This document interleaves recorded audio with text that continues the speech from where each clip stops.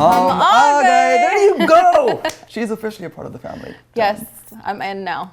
Done. Now I'm not going anywhere. So हम बात करें, of course, with the one and only pride of Mississauga and of the GTA and of Ontario and Canada himself. I'm talking about Richie Mehta, great filmmaker on so many different platforms. I think that there's not one genre that can contain him, and there's not one genre that can contain the amount of work he does, not just as a filmmaker, but as someone who gives back to the Mississauga community. We're talking about Mosaic Mississauga, of course.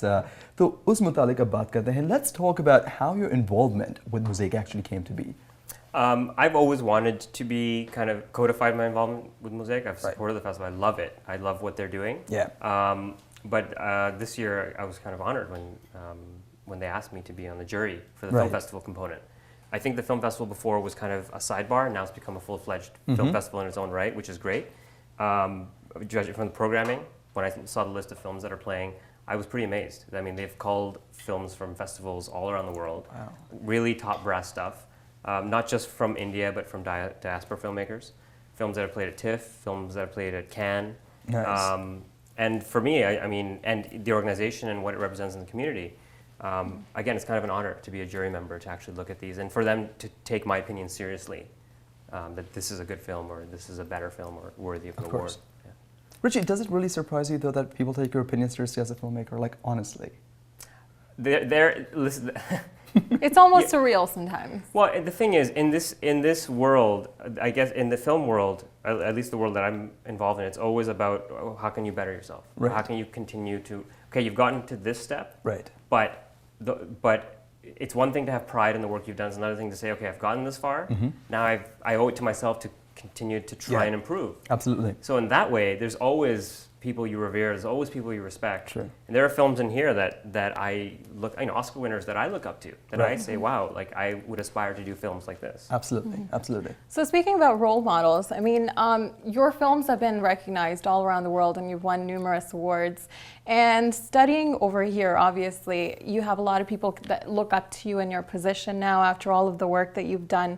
So what kind of advice would you have for people who would want their work to come out, say particularly into the Mosaic Festival, maybe this time or maybe in the future? What kind of advice would you have for them to be successful at filmmaking?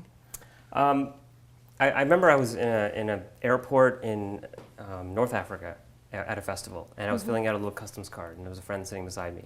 And on the card, you had to state your occupation. And I wrote filmmaker. And she looked at the card, she's like, what do you mean, like, do you have a card for that? Do you have a license that says you're a filmmaker? Yeah. I said, no, I just am. Right.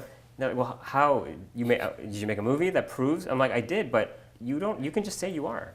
You can. Do you really need a license though? You can just declare I am a filmmaker. People will ask, what have you done? Yes. Yeah. The point is, to be a successful filmmaker, you just have to be a filmmaker. Yeah. Right. You just have to do it.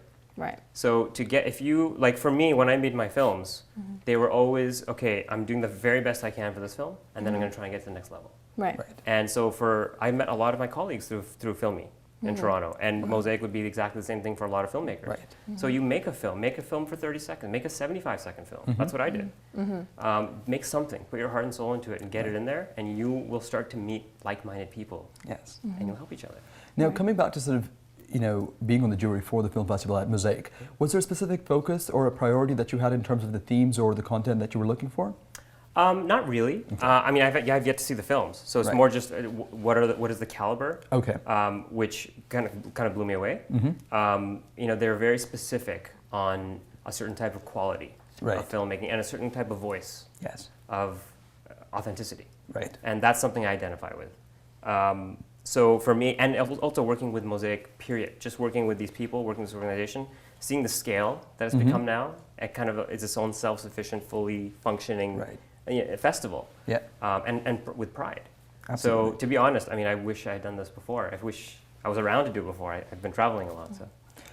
So the films, the films that are part of the Mosaic Festival, is it just a wide variety? Is it Hindi, Urdu, English? It's all a combination, of a mixture? English, Hindi, Urdu, shorts, documentaries, no animation, no fiction feature films, which I think is a good idea actually, because we're talking about a festival that's very cultural, that's mostly outdoors. Yeah. So you're getting people in, getting families in. You want to hold them for 2 to 3 hours on a fiction feature film when it's a beautiful sunlight outside and people are partying. True. I think personally. So the fact that you're showing shorts, poignant shorts, 5, 10, 15 minutes, short documentaries, which are very issue-based, Right. which I think in that environment will come alive, Right. and animation. So in terms of taking a look at Canada's film scene, I think that we've always been the underdog on so many levels. Whether if we talk about Indian filmmaking, we're always aspired towards something based in Mumbai, or from an English perspective, there's always Hollywood just down the border. How do you see the Canadian film industry evolving in the next 5 years?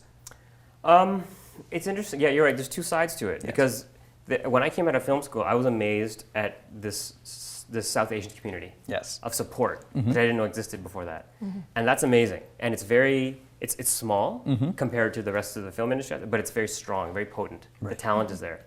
So to me, if you're a South Asian filmmaker and you're in Canada, you have a huge advantage over others, unfortunately or fortunately.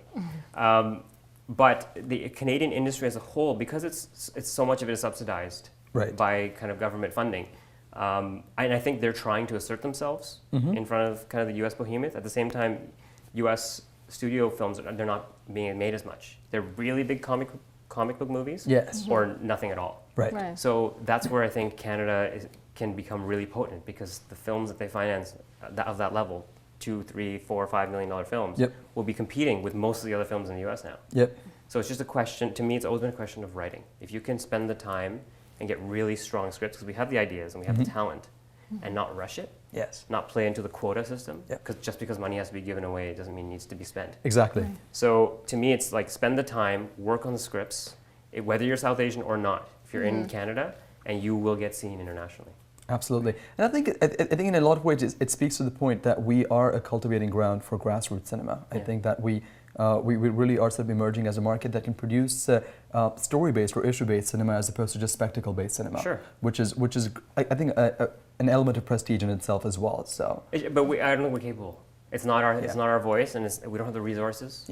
Right. The money that goes into a big comic book blockbuster would be our whole year for all the films here. So why bother? Absolutely. Why bother? But it's also because, from a perspective of not having the resources, but also from the perspective of having too much culture that we can speak about, which quite honestly, industry behemoths like other countries that produce great comic book movies sometimes lack. We have a cultural voice, which they probably lack on various levels as well. So that's always exciting.